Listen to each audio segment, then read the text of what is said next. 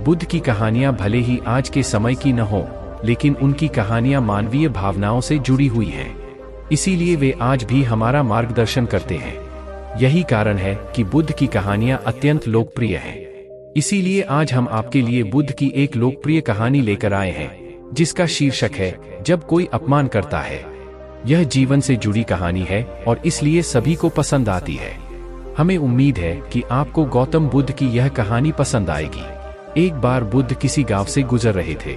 उस गांव के लोग उसे पसंद नहीं करते थे।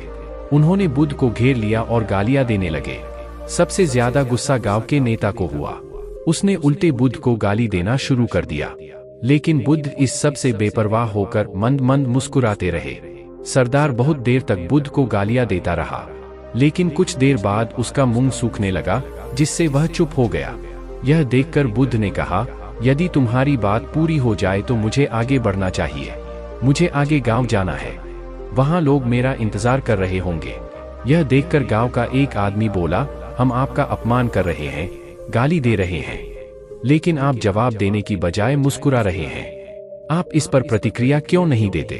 बुद्ध ने कहा, वत्स, तुम्हें आने में थोड़ी देर हो गई। 10 साल पहले आते तो मजा आता, क्योंकि 10 साल पहले मैं भी तुम्हारे जैसा था। यदि उस समय तुम मेरे बारे में बुरा बोलते या मुझे गाली देते तो मैं भी क्रोधित हो जाता। इससे ज्यादा तो मैं तुम्हें गाली देता। संभव है कि वह शारीरिक हिंसा का भी सहारा ले, लेकिन अब मैं आगे बढ़ चुका हूँ। मैंने अपना सारा गुस्सा और नफरत पीछे छोड़ दी है। अब मैं उस जगह पहुँच गया हूँ जहाँ तक आपकी गालियाँ नहीं पहुँच पाती। तुमने मुझे गाली दी, यह तुम्हारी भावना है, लेकिन आपकी भावनाएं मुझ तक नहीं पहुँच रही हैं। मुझ पर इसका आरोप तभी लगाया जाएगा जब मैं इसमें भाग लूंगा।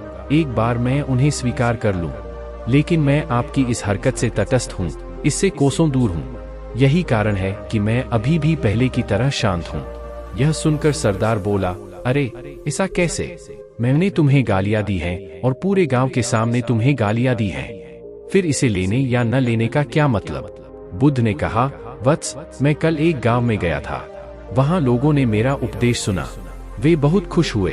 ग्राम प्रधान मेरे लिए मिठाइयां लेकर आए और मुझसे खाने का आग्रह करने लगे। मैंने कहा, मेरा पेट भर गया है, इसलिए मैं इसे स्वीकार नहीं कर सकता। यह सुनकर वह व्यक्ति मिठाई वापस लेकर चला गया, क्योंकि जब तक मैं कुछ न लूं, कोई मुझे कैसे दे सकता है? इसमें मेरी सहमति तो आवश्यक है ना? हाँ, यही तो है। एक आदमी ने बुद्ध का समर्थन किया। बुद्ध ने फिर पूछा, जब मैंने मिठाई लेने से इनकार कर दिया तो उन्होंने इसका क्या किया होगा? हो सकता है उसने अपने परिवार के बीच मिठाइयां बांटी हों, एक व्यक्ति ने उत्तर दिया। बुद्ध ने कहा, तुमने ठीक कहा। ठीक उसी मिठाई की तरह तुम मेरे लिए गालियां लेकर आए हो और चाहते हो कि मैं उन्हें स्वीकार कर लूं। लेकिन भाई, मैं उन्हें नहीं लेता। अब बताओ, तुम उनका क्या करोगे? इसका उस शख्स के पास कोई जवाब नहीं था। बुद्ध ने फिर कहा, मुझे तुम पर दया आती है वत्स।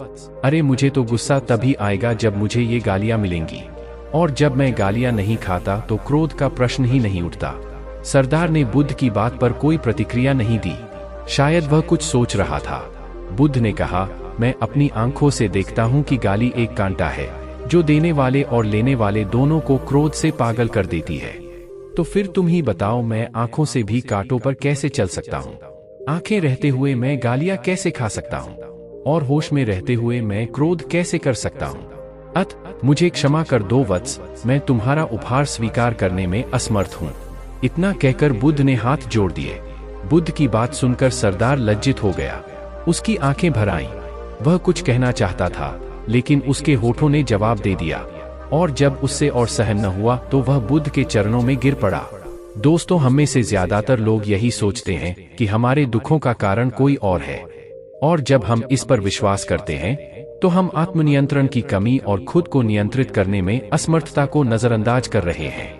वास्तव में यह हम पर निर्भर करता है कि हम दूसरों द्वारा प्रदत्त नकारात्मकता को स्वीकार करते हैं या नहीं। यदि हम नकारात्मकता को स्वीकार करते हैं तो हम अपने पैरों पर कुल्हाड़ी मारते हैं, और जब हम उसे अस्वीकार कर देते हैं तो घृणा, क्रोध, हिंसा सभी से मुक्ति मिल जाती है। दोस्तों, हम आशा करते हैं कि आपको यह बुद्ध कहानी, जब कोई अपमान करता है, पसंद आई होगी। दोस्तों, हम आपसे फिर मिलेंगे ऐसे ही रोचक और उपयोगी कहानी के साथ। तब तक आप जहां भी हों खुश रहें और खुशियां बांटते रहें।